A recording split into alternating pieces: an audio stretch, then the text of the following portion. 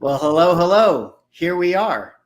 Swaggelhaus, Carl, Sarah, otherwise known as Nerdy Barbie, 24/7 team, having a special late night Monday stream here to talk about some comic book reading. I don't know about just a little bit of a preface for you guys. This is my second night in a row that I've done a stream, which I think is a record for my YouTube channel. I usually am like one stream a week and then I'm totally pooped out. But I'm excited to be on with you guys here today. If you guys don't know, if you're watching on my stream or maybe you're watching on the 24/7 stream, this is a co-stream at the same time. We got it going on both channels. It's good to have you guys here to talk some comic book reading.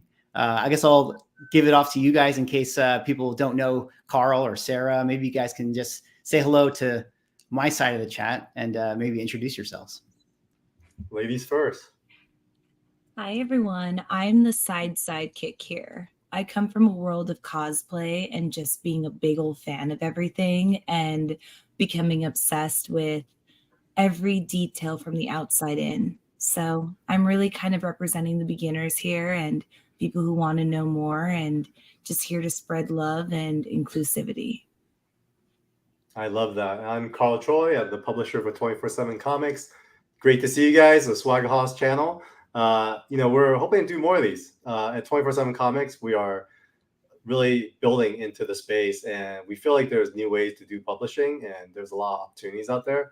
I think for the value that the comic community creates, I think we could be capturing more of the value there in return. So what we want to do is invite the community to come along, hear about, what you guys are feeling and what things could change within the space, which is one of the big topics today, where I think, Mickey and I was talking and we were just kind of having coffee and I was like, does people even read comics anymore?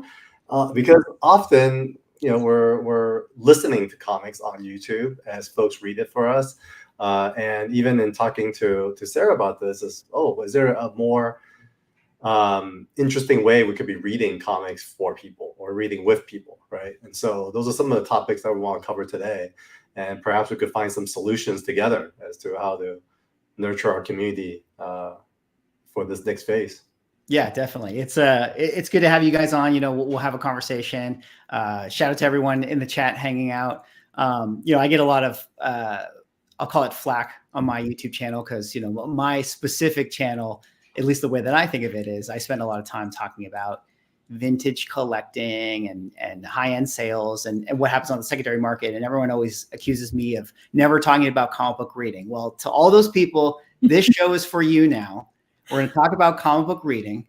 We're going to talk about some of the stuff that we ourselves are, consuming and enjoying and stuff. But I also do want to talk a little bit about like bigger, industry things. Maybe later on we'll talk about like ComicsPro. If you guys don't know, Carl was at ComicsPro. ComicsPro is the big Illuminati meeting where all the big wigs in the comic industry get together and talk, publishing stuff and things that they got going on in the calendar. And Carl was there, and I'd love to get his thoughts on it. And we'll get into some of these topics that I think some of you guys might be interested to hear about. So.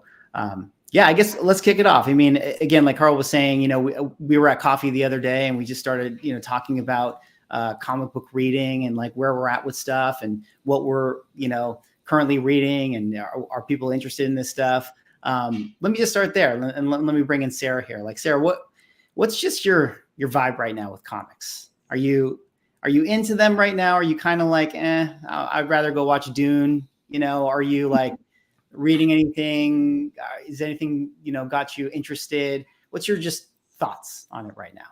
I'm super into it. I think that the last time I thought about it, I realized that a lot of beginners were kind of losing touch because it's almost like when you're at a convention, you're like, ooh, this is shiny and I want it. But it was almost becoming like a novelty for people I was going to conventions with. Yeah. So definitely in a place of like reeling it back in and wanting to find avenues of samples of things to get into. But I recently have been going through Disneyland withdrawals. So I'm currently rereading the Star Wars Edge comics. Nice. What I love about these is you can just physically go to the park and like actually relive it yourself. So that's just holding me over for the time being. I'm very much the person that takes a good recommendation and becomes fully obsessed with it. So I'm taking a break from all my Batman comics and kind of just going into something that's just fun and like very carefree, with the full intent of going fully into something new. And I think that's kind of why I'm just kind of waiting for our stream to get going, because I want it to be something that's suggested to me from everyone out there. Right. What about you, Carl? What's your kind of thing right now? Are you thumbing around through anything in particular, or would you call this like a low in your reading interest days? It's been a little on the low side. I can't say I don't love it, but Daniel Warren Johnson's Transformers has been a great read. I've never been like a huge fan of Transformers, but I love Daniel Warren Johnson. I think last year, if you were to ask me what I was reading, Do a Powerbomb is the one I literally buy for everybody. I can probably say I bought at least 100 copies of the trade, giving it away to all my friends. I think Sarah, you have one too. So everyone has one. And so I just felt like it's one of those things where when I get so inspired by a comic, I want to give it to everyone to read it. Otherwise, I do try to read and catch up what's the latest on the Batmans, stuff I hear about. But it feels a little fragmented. For example, I think there's movies that come out and they'll have a certain storyline that drops, and they're like totally unrelated.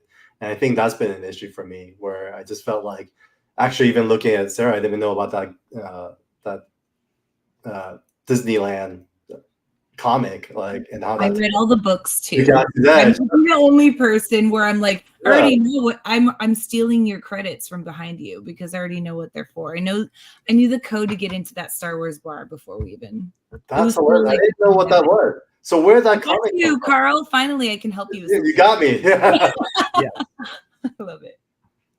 Yeah, it's interesting. I mean, I'll just answer the question for myself. Like, I find myself reading a lot of older stuff, and I don't know if I'm alone in that. And I think that's interesting, because I think of it as like, oh, is that a problem, like, for publishers? Because I'm almost like not going to invest myself in a new thing until I know that it's sort of like been established as, oh, everyone is reading it, everyone's talking about it. So like, even for me, like, I just put it next to me so you guys know. So I'm finally reading like The Last Ronin. Great book. One. Like I read the first couple issues when they first came out. Yeah. I bought the one, and then I was like, oh, this is really good. And then as the other ones were coming out, I was like, well, I kind of want to wait until like they're all finished, and then I can just buy like the hardback.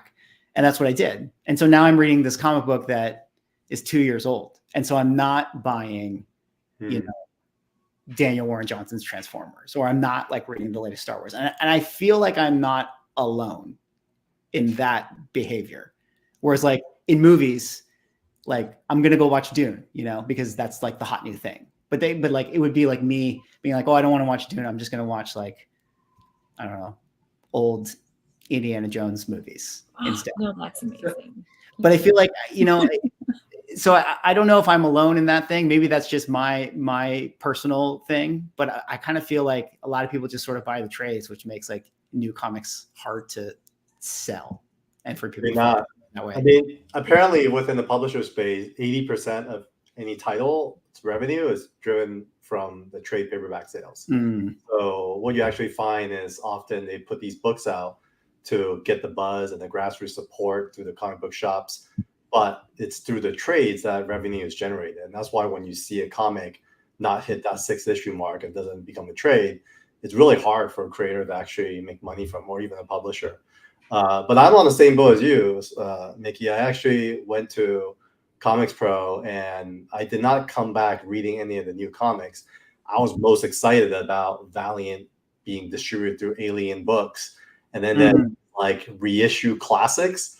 And I picked up the Archer and Armstrong, Barry Windsor Smith run, and I've been reading that every night, just catching up on Barry Windsor. But kind of parlaying this into part of the topic is also how I've been reading it. I've actually been reading that very slowly. That trade I've been reading a little bit every night, and I'll fall asleep. But then because I had this Barry Windsor Smith itch, I started reading Weapon X on the plane. And Right. so I download it on my iPad, and I basically have the whole Weapon X trade, and I blasted right through it on one flight. And it was like one of the best reads I've had in such a long time. And classics like that kind of just remind me of why I fell in love with comics in the first place. Do you think, because Sarah, you were saying this too, where you were like, oh, I'm reading like Star Wars now, but then like I came off my Batman thing, and then like to your point, Carl, you like jumped to Weapon X. Like, do you think like ADD comic reading is just like how it just is like, this is what you're supposed to do? Like this idea of like, you know, the joke is you go into the comic book store and they're like, where do I start? And they're like, I don't know, just anything. And then there's no like chronological order in which you're supposed to go. Is that just like how people are supposed to read? There's so many different types of learners. Just being a Star Wars person, they're like, do we go episode 1, 2, 3, or do we start with 4, 5, 6? And it's for people like us to be like, well, I know you, and I think you'd enjoy it best this way.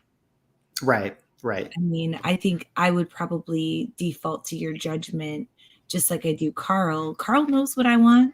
He knows what I like, so I trust his judgment. But that could be different for each and everything. Do you end up like do you finish everything you start reading? Oh, yes, I do. Yeah. Oh, that's impressive. Yeah, I definitely trust the judgment, and I can start towards the end, but I will definitely go back and read everything up to that point if I've enjoyed it. And I think that's all people want. People are like so used to just grabbing something as they're walking through a con, but it's like a display. It's like a display thing. Like they may not ever touch it, but I think just circling back and being like, oh, did you see that this happened afterwards? They're like, oh, shoot, you know what? Maybe I should pick that up. But I also was interested to know actually that you read that on your iPad. So for people who maybe don't know better, you have a Kindle version, then you have like a paper version, but you're actually seeing the same artistry, same illustration to a T. I don't think people know that. I think they have to settle if they're reading it on their iPad. True. So that might be something we should explore a little bit more. Like, how was that experience versus holding it in your hands? Do you think, is it like a age thing? Like, do kids? I want to smell the paper, you know? Who doesn't want to smell paper? Smelling paper is the best. I like paper. Everyone knows that smelling paper is all about the experience. Yeah. Yes. And even if it smells terrible, it's still even menus. I work in restaurants still, and I'm like, is this good or like we're gonna pay that?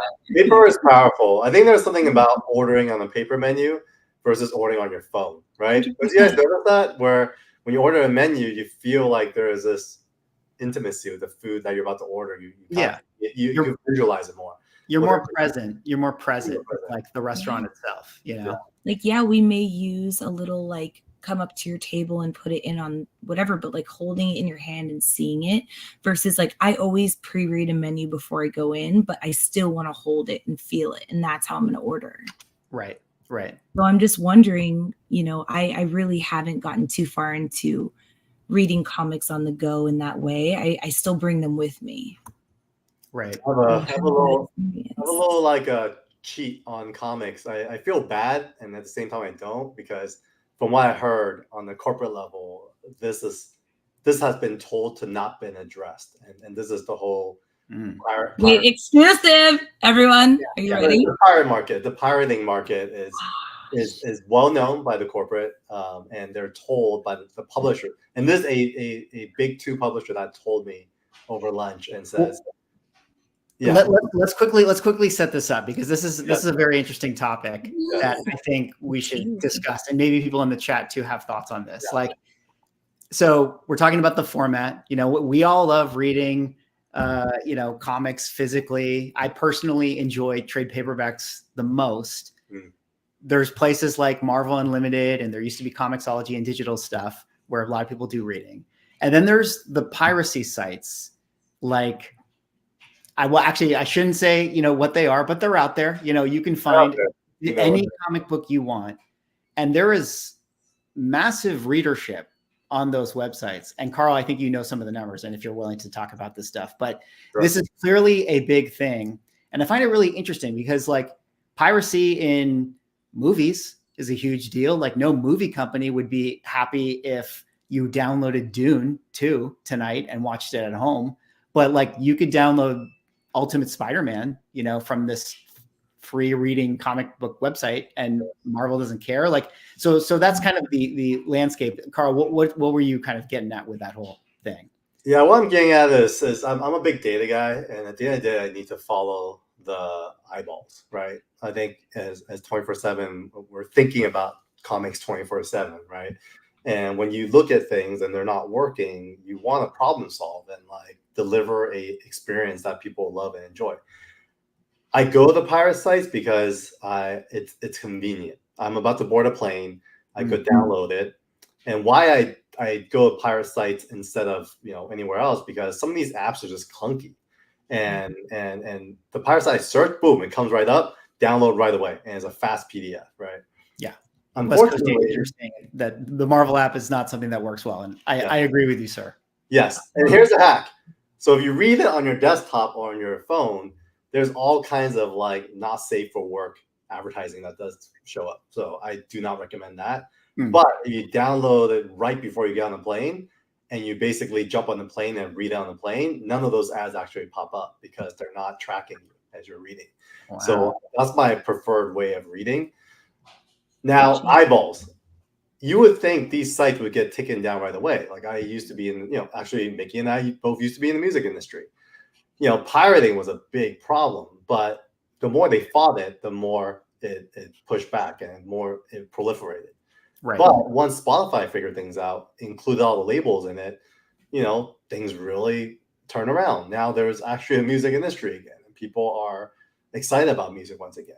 So the reason I think I say that is because with comics, they've allowed it to proliferate. And if you look at like a webtoons, for example, a lot of folks says, oh, like I'll reference ComicsPro. I think one of the attendees who I think had a channel that kind of poo-pooed on you guys at Swaggle House, he actually went to ComicsPro and he poo-pooed on ComicsPro. And he basically said, he sat at the table and the folks at ComicsPro said, basically the whole next generation only reads anime and manga. And we're going to give up. And so in a way, it really turned them off. But if you were to look at the numbers, comics aren't dead. Webtoons does around 70 million unique views a month. The pirate site, that's the number one most prominent one, does around 25 million unique views a month. And they have day and day release with regular week-to-week comic book days. And that tells me that there's enough readers out there. And yeah, that's just one of them. But imagine the 4 or 5 that you actually see when you search for a free comic. I think we're competitive with Webtoons, but we're just not capturing the value. And yeah, because we're not capturing the value, the companies cannot further invest in the quality of the content. And so who suffers? That is the creators themselves, because now they're not able to get pay raises. They're not able to grow. And then we suffer because they're not able to create great works. Obviously, you have like the outliers, like the DWJs of the world, who loves what he does and works super fast. He could produce great work, right? But for the most part, it's really hard for creators to deliver great work under the current circumstances. And so, in a way, I do, as much as I do participate in kind of seeing how the pirated stuff works, I'm also studying them really closely as a business model. So it's interesting because you said some of those sites get 25 million views unique a month. So you told me offline. I don't know if you want to say it online here, but like you told me the revenue that. Yeah, I'll just say it. I mean, low quality ads, not safe for work ads. I went to an expert who's big on kind of search engine optimization / ad revenue. He estimates that to generate around 8 to 10 million a year as a site, as a pirate. So that's pretty crazy. So it's like, so they're getting all this traffic, they're getting all these views, and then your experience in talking to a publisher at one of the big two at ComicsPro was they don't care. Like, what was their feeling on this? I didn't talk to a current publisher. I talked to a publisher that was a former publisher, and he actually said the corporate mandate was just to let it be, because it actually helps with proliferating their content and generating popularity. And I think it makes sense from, I mean, I'm not even gonna poo-poo on them, because to be honest, like, let's say, let's put on our, like, Mickey and I also work in film and TV. So, like, let's put on that hat, right? As an executive, hey, I'm getting like 25 million views by just pumping this stuff out, and it promotes my movie that's about to come out, that's gonna generate $1 billion. Great marketing tool, right? And so I get it. I see why they would think that way, because to them, at the R&D level, like, comic industry, a lot of the pay rates have not changed for years, and even gotten less because they're outsourcing to overseas.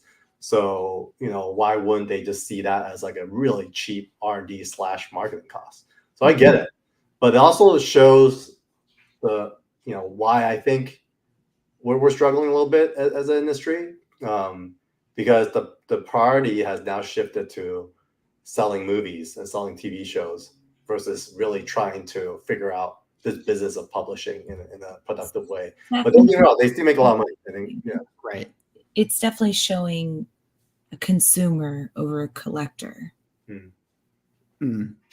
all day. Just like, okay, numbers, free publicity, but there's no longevity there.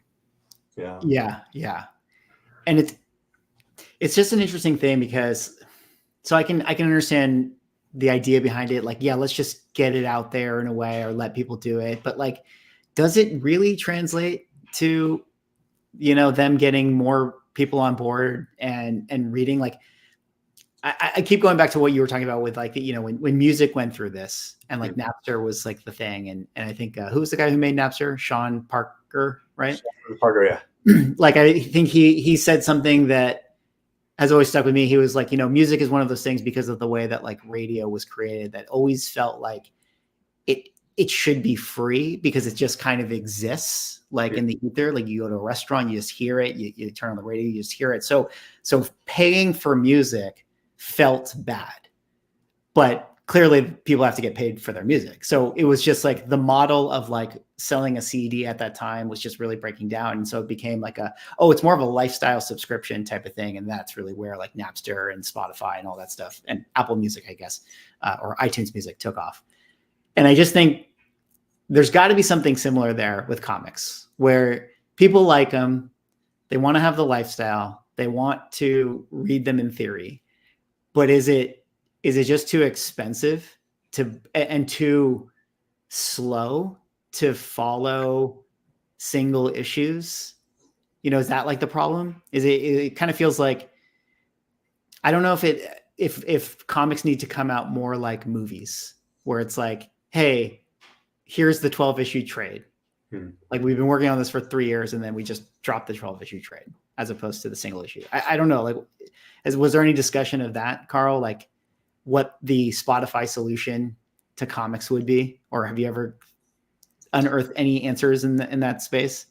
I think about it a lot, and then within the team we talk about it a lot, but I didn't see much of the digital strategy discussed at ComicsPro at all.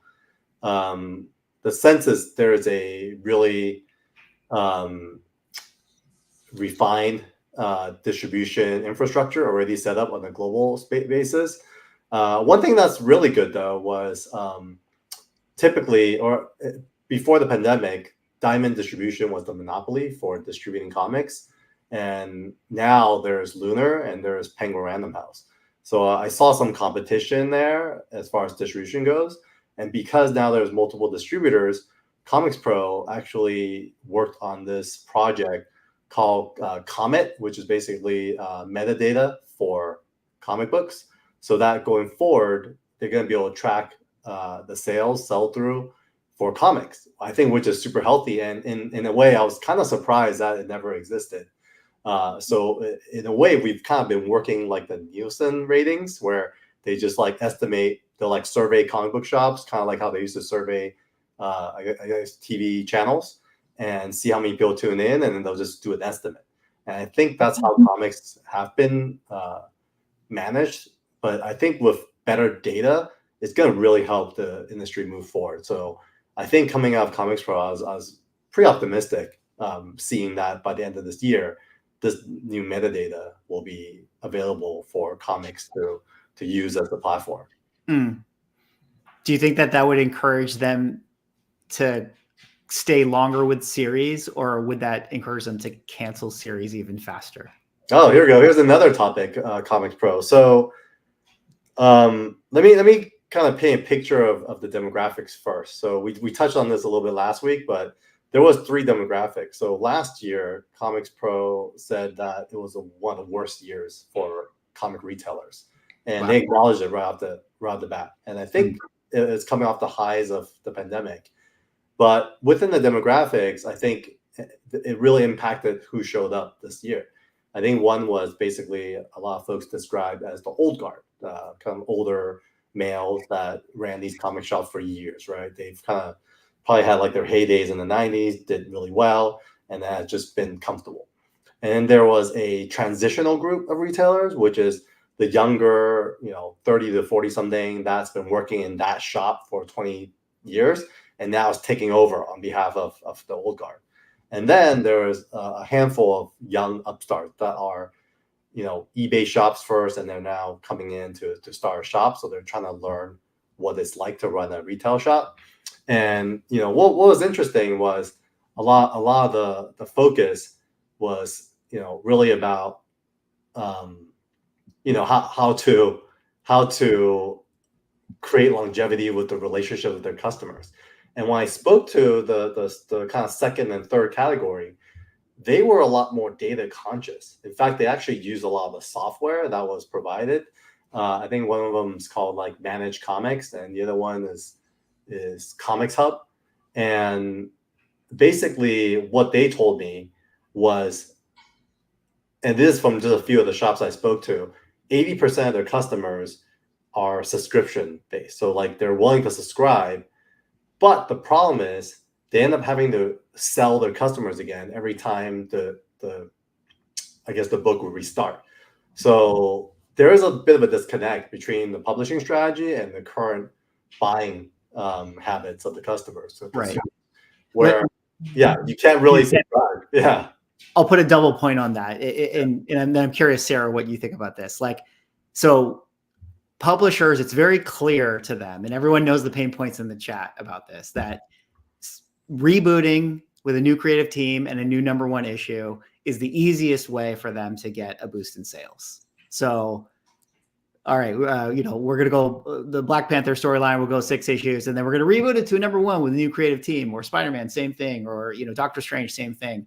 And that benefits the publisher. But what you just said from retailers is that the lifeblood for them is to have people with pull lists. And as soon as you reboot a series, what happens is a lot of people end their pull lists because they're like, well, I was invested in this one. And now you, the retailer, have to resell somebody on like, oh, but this new Black Panther #1 is going to be even better, so you should, start your pull list with this. So it's like these opposite interests between the publisher and the retailer of like what they want out of their customers. Retailer wants long running things where it's just kind of autopilot, where people are just invested, and then publishers just want new #1s. So that's kind of the issue, right, Carl? Yeah, and the reason they do it that way is because they want to bump up the sales. So what happens is that #1 always bumps the sales, and it just drops like a crater, and then they restart again after 6 issues, and that's their solution to producing bigger numbers. What's your thought on that, Sarah? Like, I don't know if there's like any. You said you like Star Wars and stuff and Batman. Like, how do you feel when creative teams reboot, or it's like, oh, here's the new story now, like from square one? What's your feeling on those? I mean, it's definitely hard to get your footing, and I think a lot of people do want their time to have something that's going to last. Yeah. And so it's difficult there. It also promotes people only caring when something's popular and only really like purchasing into that moment, and then being like, whatever, I know what's going to be hot next, and then I'll buy that. So I think that's why, channels like both of yours, even before I was involved, are important, because you actually keep fans going on things by by letting them know what's going to happen, what's happened before. Right. But I mean, yeah, it is a little tough, especially when you're trying to get your collection going and then you're like, what was the point? Like, Yeah. I love it, but I'll never get to see it again. Yeah. And then that kind of goes back to like my feeling of like, oh, well, I don't want to like buy this until it's in the trade because like I don't even know if it's going to make it to issue number whatever, right? So it's like I don't know how you get out of that pattern, and I feel like you said, I want to know that if I'm investing in this, like I'm gonna feel some satisfaction by the time I get to whatever issue, or that this is actually the publisher are going to be putting in effort into this so that I can invest in it and read along with it.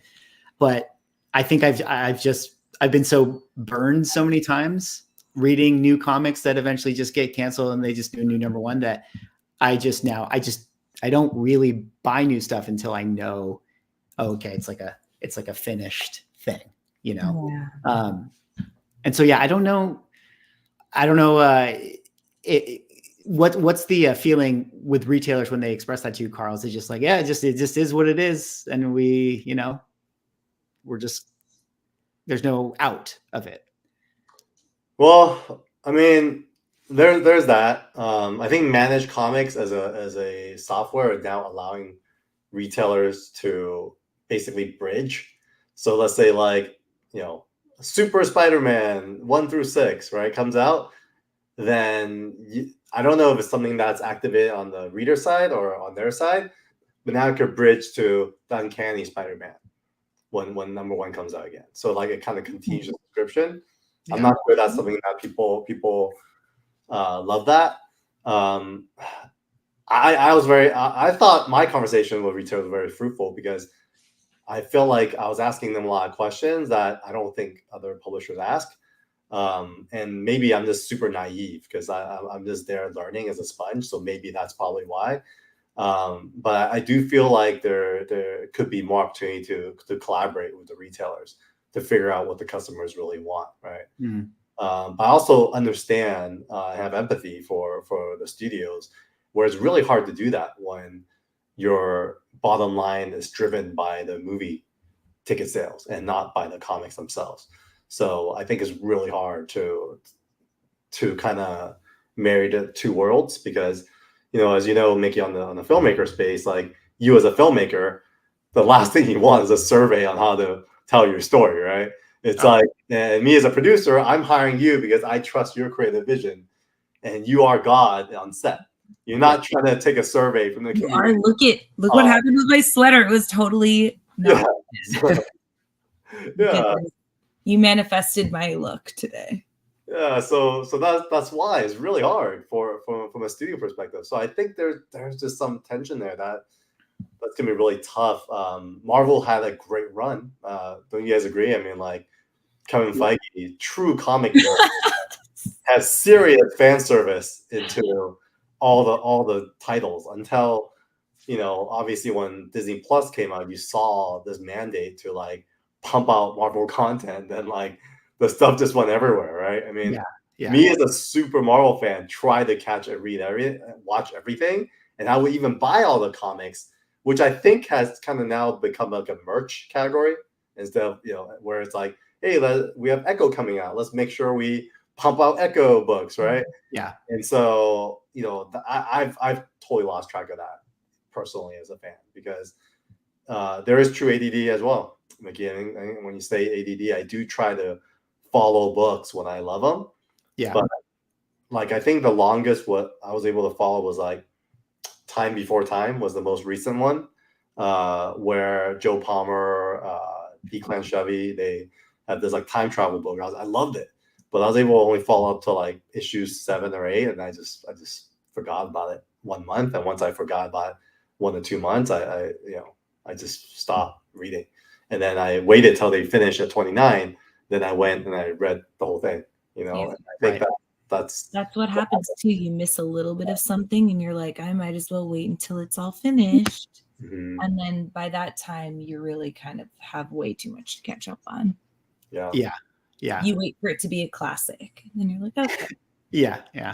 That's true. Like, I mean, like, how many people out there have like, oh yeah, like it's in there on my read list, but it's just we all know what it is, guys. You're never going to get to it. Yeah, yeah. It's just if the pile gets uploading higher the and list higher. for you, great. Yeah. Yeah, there's definitely a lot of issues. Did you, last thing on the ComicsPro, kind of your experience there, you made mention to me a little bit about how like the big two, Marvel, DC, they're a little bit like paint by numbers, a little going through the motion, like, all right, guys, here's our slate for, 2024 and and blah, blah, blah.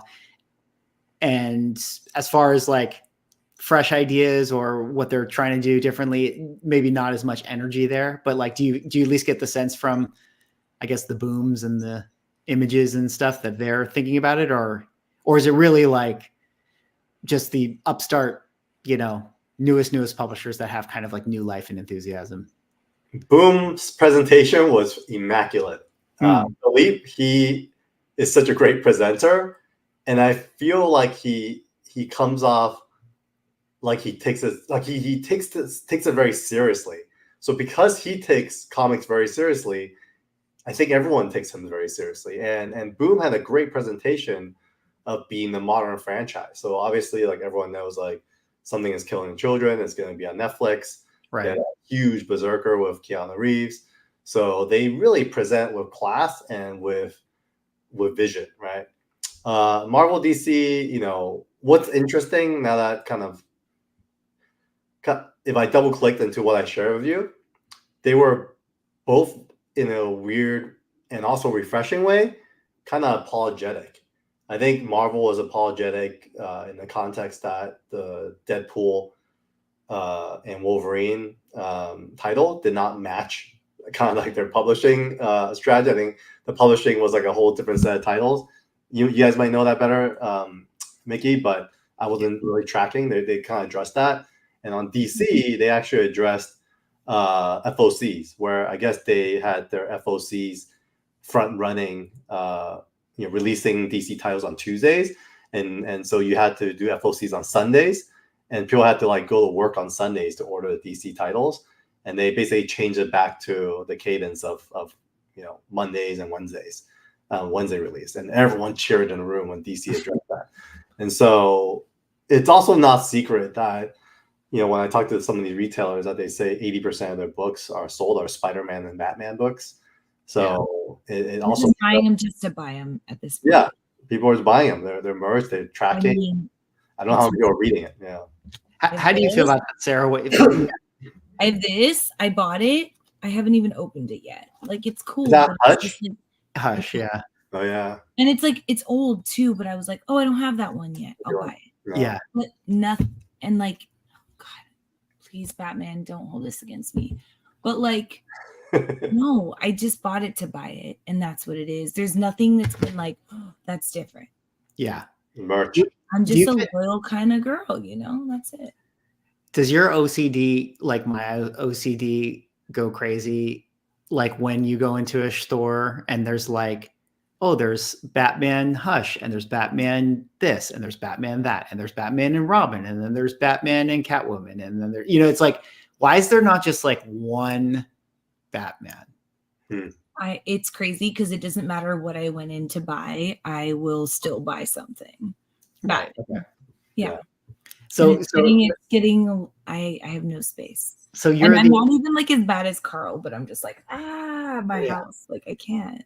So you're the example then, like in terms of it just being like Batman, Spider-Man, they just sell more, they're more popular. Yes, I know. I represent the basics right now. I do.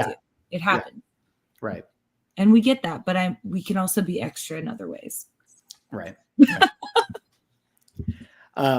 Well, shout out to everybody in the chat right now. Got 104 people, which I think might be a good moment to take a little pause and maybe do a giveaway. Carl, do we have a giveaway? We should do a giveaway. So, one of the things that we shared on our stream at 24/7 Comics last week was, I'm actually starting to give away my collection of stuff. I have too much stuff. Oh wow! So I'm literally randomly pulling graded books. I'm pulling random stuff, and I want to do some giveaways. And so the one that I pulled up last week that we said we're going to give away was this, a Bloodshot number 7, which Nice. is basically the first appearance of Colin King in the ninja costume. There it is. Yeah, so there it is. Valiant hype, guys. Valiant hype. And so I know it's not like it's been a while since the movie, but this is the one that we pulled out. So I want to give it away. We'll ship it out. But it's funny because a lot of my collecting and my hoarding has gone to original comic art. So a lot of my books, I'm really starting to move on from, and I thought what better place to give them away than these streams. Yeah. So here we go, Mickey. Just so you guys know, I apologize to everyone out there that's not into original art and likes to watch the channel because I talk comic books, but it's going to be Carl's fault. I am or fart. You know, I'm soon going to liquidate everything because he's got me so like immersed in OA right now. So you're getting liquidated. Yeah. What came in today? I literally just got a piece today. Carl, you have a way with us. Yeah. I'm so excited about because I've been looking for a sample from Bruce Timm for a long time, and I finally got it. So this came in today. Excuse me. I'm so happy about it. Wow. It's been hard finding a good sample because every time he does these drops, they just sell out through Albumoy. Yeah. And I somehow got this at the comic link auction, so I'm freaking super excited. Epic. Yeah. All right, well let's figure out this giveaway thing. We need to come up with a hashtag for everyone to enter. What's a good hashtag? You know, I don't know, Sarah, Carl. What should we have the people write to enter to be in the giveaway? I think read comics, Batman. It's a Valiant book. What's a Bloodshot thing? Vin what Diesel? about 24 swag? Carl Fart. Carl Fart. We're 24 swag. Carl Fart. It's Carl's Fart. It's that good. 24/7. There you go. Let's do 24/7. Bloodshot. I like the who said this? Valiant. We're gonna do 24/7. We're not doing the giveaway. 24/7 giveaway, guys. Yeah. This is why you're in charge. Is that too general? Would that we need you. Should we do 24/7 comics giveaway or Sure. Wait, so 24/7 comics giveaway. This is what we're doing, guys. Final decision. But hashtag 24/7 comics giveaway. 24/7 comics giveaway. All right. Everyone get in there. Get in there. And I'm not eligible, so you guys better get in there now. Get in there. I see a couple people wrote 24/7 giveaway. It's comics giveaway. Everyone get in there. Good. Good to see everyone typing in. I've actually never used this tool before, so it's super cool to see. Cool. Yeah, this is the StreamYard giveaway feature. You go to like streamyard.com/giveaway. And then if you're logged in, I can just choose the stream that's going on right now. And then you type in the hashtag. And then when I hit this button, it's going to do a fun little pick for us. So a quick thing, everyone put in 24/7 comics giveaway. We're going to pick a winner. Carl's going to be giving away the Bloodshot comic book. I need you guys to go into the description, go give 24/7 a stream. We're dual streaming right now. You got Sarah and Carl, they do a little show over at the 24/7 YouTube channel, so go give them a sub. And then Carl, maybe they'll give you how are they going to get in contact with you? Give you a follow on Instagram? Yeah, just ping me on Instagram if you win, or just email community@247comics.com. Okay, we're gonna drop your guys' Instagrams in there. We're gonna give a few more, and then someone's gonna win the book. Exciting. I'm excited. Yeah. Oh, no flash in the 24/7. It's just 247. Yeah. All right, I'm going to. All right, slowing down here. Yeah, slowing down. Give it a few more seconds. It's final order cutoff, guys. Final order cutoff coming up. Yo, speaking of Transformers, we got EJ Sue in the building. Hey. Holler EJ Sue. Yeah, longtime Transformers artist when it was at IDW. And then yeah, we got some Shout- friends. West shout out Coast to- Avengers too. He was Yes, uncensored nerds, get in here. Shout out to Uncensored Nerds. He has a great podcast that I was on recently. Ooh, love. Okay. You should have Carl and Sarah on your podcast. I think they'd be great. Let's do it. Uncensored Nerds. Let's chat. All right, here we go. All All right, I think that's the cutoff. We're doing it. We're going to start collecting the comments, hitting the button. Okay, we got 40 entries. Nice. You got a 1 in 40 chance to win here. All right, you guys ready? Should we do it? Okay. And Let's go. draw. Ooh, I love this. This is cool. Is it gonna be Like, put more stuff. Oh, wow. Jeffrey Matuza. Woo, congrats, Jeffrey. Down. All right, Jeffrey. Jeffrey Matuza, congratulations to you, sir. You are going to win the comic book. Yep, And I'm so all you got to right. do is go over here, go give Carl a follow on Instagram. You guys can also give Carl a follow on Instagram. I'm sure he'd appreciate it. Go give 24/7 Comics a follow on Instagram. Jeffrey's name is on it now.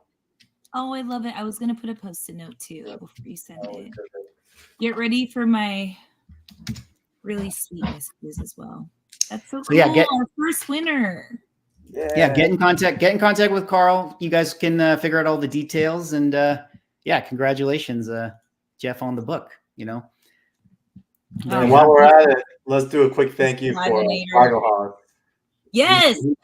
He's here training us on this whole streaming game because Sarah and I, we met last year at San Diego Comic-Con. We've been wanting to do this, and we finally said, let's just screw it. Let's just start doing it. And so we're kind of on training wheels right now. So we're paying attention and taking notes, and even just talking into the camera is like a whole thing. I'm like watching Mickey like a hawk, and just to follow and learn.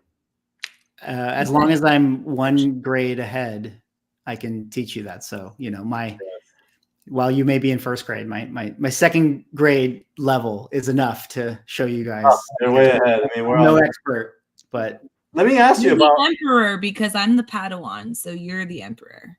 You're the emperor. I'll be Obi-Wan Kenobi. Of the swag. So, Mickey, let me ask you. So we talked earlier about release schedules, right? And we talked about how you obviously wait, but both you and I are very active on Kickstarter right now, amongst a bunch of our friends who are also releasing their own books. Yeah. So, do you feel like this Kickstarter,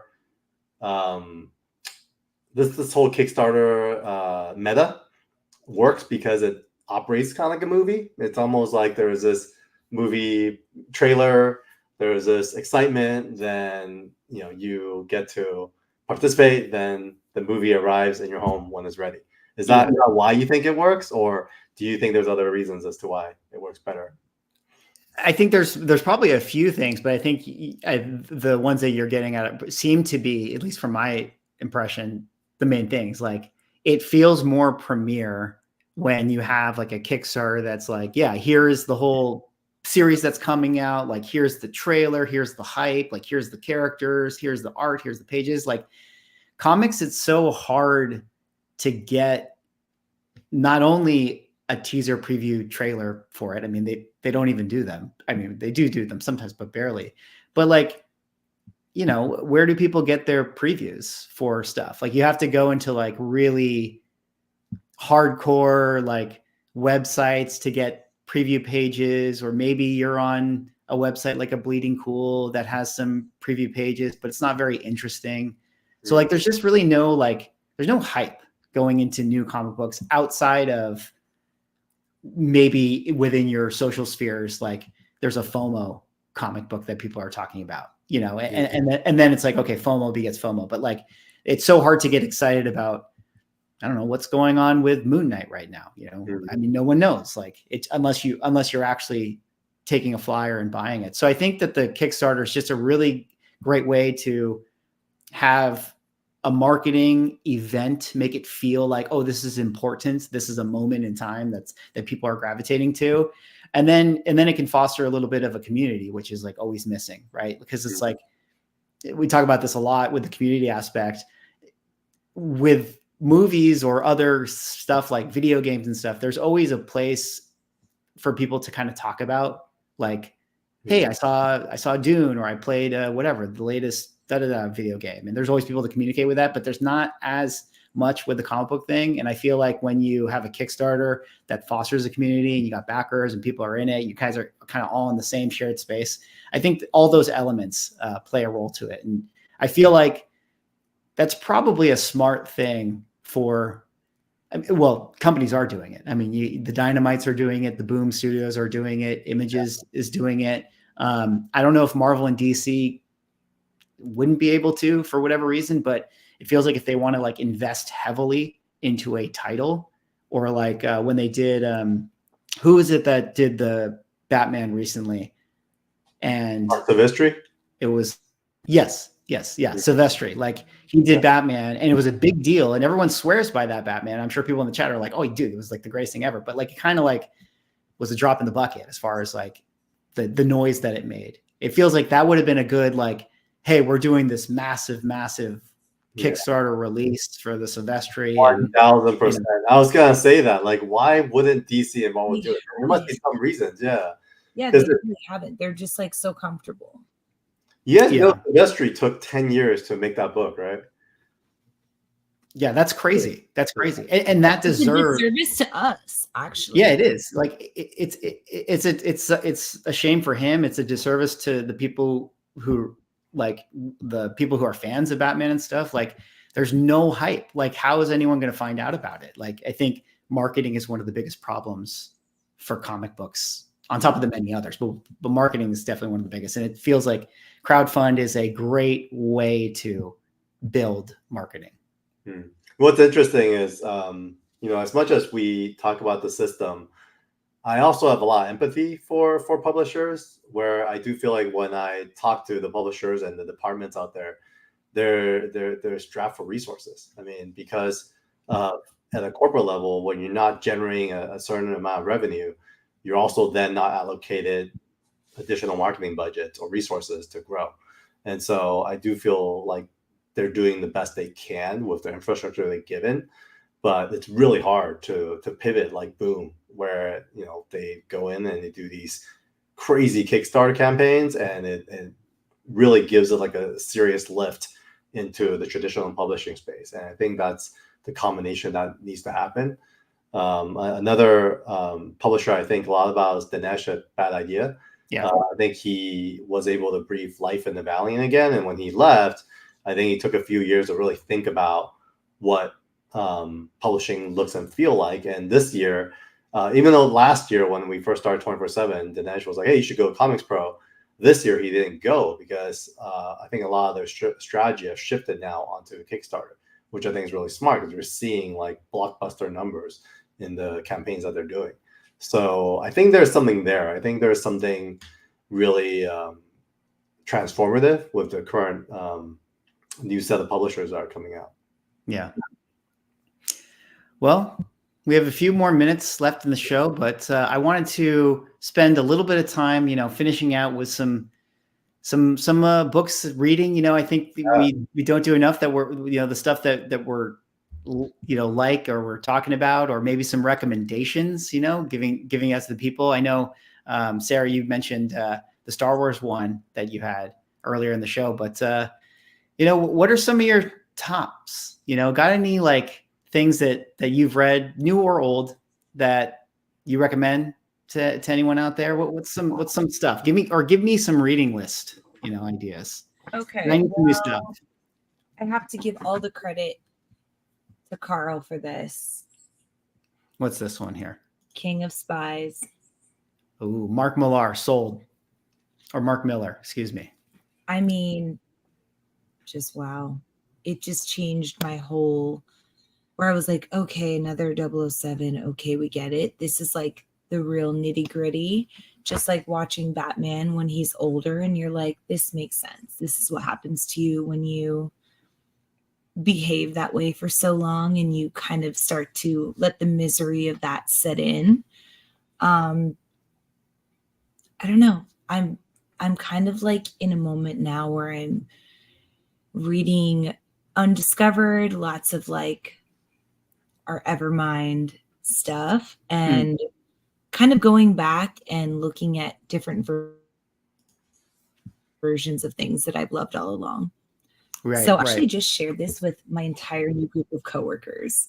Nice. And no one that I've shown this to, and they didn't even get to take it home. No one that I've shown this to ever knew that anything like this even existed. Right. And it wasn't the first thing you gave me, Carl, but it was the thing that I'm sharing the most. Do you have any particular writers or artists that you like especially? Like, do you find yourself like going back to anyone in particular, or no? I mean, Sean, really, who did Evermind, was the first person that I ever strategically knew, and that was being from a cosplay world. I never even, I had comics, but they were like things that looked pretty or characters that I really knew. That was the first time that I had the experience of being brought into a moment. It wasn't a super long line to meet the artist. It was something approachable and something that made sense, and different things that he'd worked on. Like, you wouldn't necessarily know was the same artist. Right. But you were invited back. So I'm definitely like from an outside perspective that I can see trends and styles, and I'm new to being completely hooked on things. Right. Right. What about you, Carl? What, you got any recommends at this moment in time? Anything that, you know, that's you've been reading, either new or old? Sure. Besides King of Spies, which is one of my all-time favorites, and one of the first Netflix comics, actually. Dark Knight of Steel. Have you guys heard of that? It's basically a story about, basically encapsulate the whole DC universe in like a medieval setting. So Batman's on my list right now. Superman's a prince, and KL was picked up by like a king and queen. So that's amazing. Dan Mora was artist on that, and he kills it. It's funny you mentioned too. I actually follow a ton of artists. A lot of times when I love the art, I follow in on the stories, and so it's funny actually. Sarah, I have the trade here ready to give you next time I see you. Yes. Yeah, so there's that. Steer, you told me that because you know I was gonna buy it right now. Yeah, okay, that's cool. Support. Like, stop it. Another, you know, speaking of kind of fantasy, a guy I really love is this guy Philip Kennedy Johnson. This guy is a beast. He's a full-time military. He's a soldier. He works in the military, and he I think he's in the band. So he tours all over the world. So he's full-time doing that, and then he's a full-time. So he has double full-time, and he's a full-time comic writer. And he wrote one of my favorite fantasy series called The Lost God. And that was like a hit for DC Dark. And now he's writing the latest Hulk series, and Hulk alongside Nick Klein's art. So good. It's the darkest. I mean, Hulk's been going through all kinds of weird stuff in the last few like renditions. And man, like he's killing it right now. It's like think of it like Hulk in like a horror setting. It's like a really dark story. There's like all this undead cultish stuff, and all his religious stuff that he brought into it all, and it's awesome. And Philip, he writes a bunch of books, and like I met him, had like a long talk with him at Baltimore Comic Con. This guy's like a serious, like a soldier for comics, and he loves comics.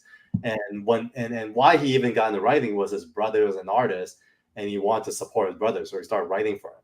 And so not only is he a great writer, I think I just love the energy and discipline he's bringing to the craft.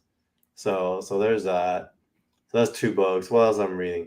Yeah, Archer and Armstrong. Man, I don't know why I've been like in this deep like Barry Windsor Smith deep dive. So reading all his old stuff, and man, this guy's a master storyteller. Man, I think there's a reason why when I think vintage. I mean, one thing Mickey knows, and a lot of my comic art friends know as well, is I've always been like a big collector of like modern art, but recently I've dove into vintage art because just the cost of modern art has gotten so expensive.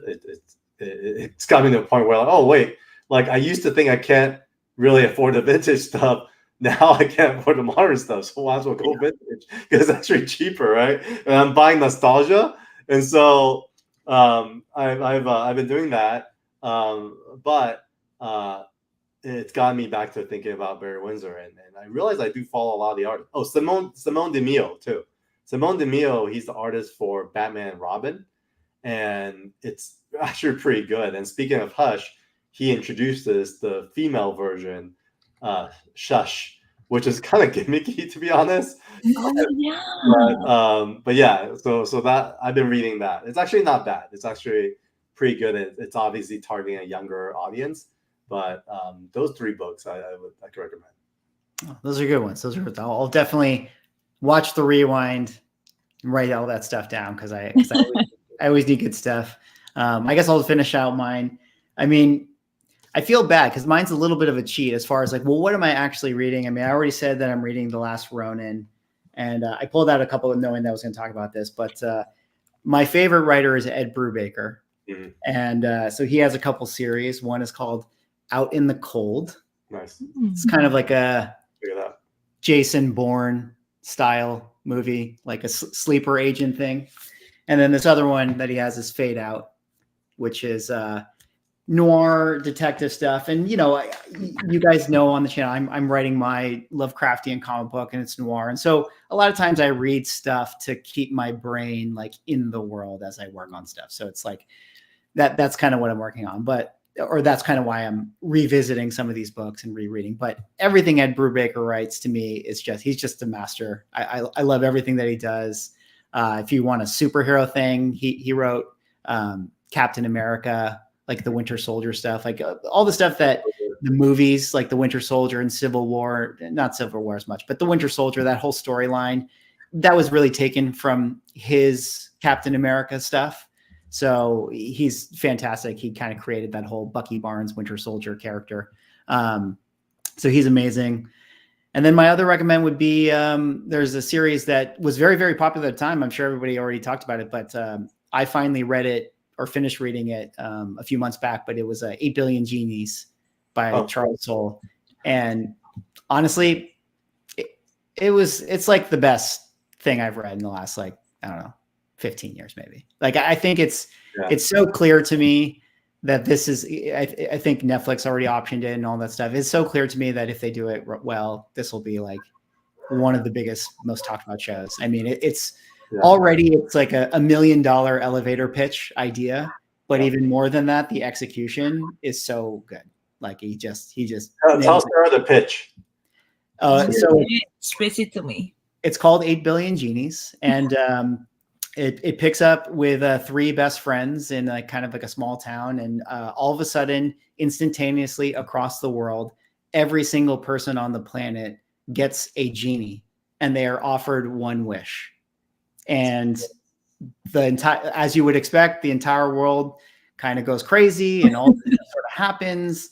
And there's no time in which you have to use your wish. Some people use it right away. Some people choose to hold on to theirs, and it kind of spans like sort of like what happens all across the world and Earth, and it sort of is anchored with these best friends who kind of go through it. You know, sort of the dystopian utopia that comes of it, and it's just a really, really fantastic look at, you know, humanity and you know, our desires and like how the world would go and all the social implications of it, and it's just a great story. So highly recommend that one. So that was my big recommend for everyone out there who is in the chat, you know, that wants to check it out. It's a great one because just the way they structure not just the story itself, but the time. The time. It's so so like, good. Yeah. It starts with a day separation, then like a week, then a month, then a year, then like year. Yeah. So, and there's so much psychology to it because they must have researched psychology of people, of how they behave and what they would do. Because like each of how we think about things and the phases, it's applied to the time that passes. So it's really well done. I really like that series. Yeah. Yeah. Well, I think that's the show, guys. I think we did. You know, thank you so much, gentlemen. Wow, another amazing night. Yeah, it was a good time. It was a good time getting into a lot of different topics, within publishing. Thanks, Carl, for your ComicsPro download, and thanks so much, Sarah, for joining us and letting us know your thoughts on current state of comic book reading. But I guess for the people on my side, in case they don't know you, maybe I can let you guys take the floor really quick. Say a little bit about yourselves, where people can find you if they're interested. Carl, let me start with you. Sure. Yeah. Follow us on 247comics.com. You could sign up for a newsletter or just subscribe. Go to our channel. We're really picking up steam on the YouTube, so we want to really build a base. Like I said, I'm giving away my collection, so we're going to give away something literally every week. So I don't know if we're going to stream next week because I'll be traveling, but we'll be streaming as often as we can. So Sarah and I have a lot of ideas we want to share, and we're going to continue working with special guests like Mickey here as we learn. Awesome. And Sarah, where can people find you? Yes. Hi, everyone. I am just the loyal sidekick here, but I am at the Nerdy Barbie on Instagram, 247 Comics as well. Just kind of here enjoying and learning with you all. Thank you so much, Mickey. It's been absolutely amazing. I've been watching your show for quite some time now and can't wait to continue doing so. Thanks for having us. Yeah, thanks so much for hopping on. And thank you guys, everyone in the chat, for hanging out. Thank you all for watching. Have a good night, and we'll see you in the next stream. Night. Later, guys.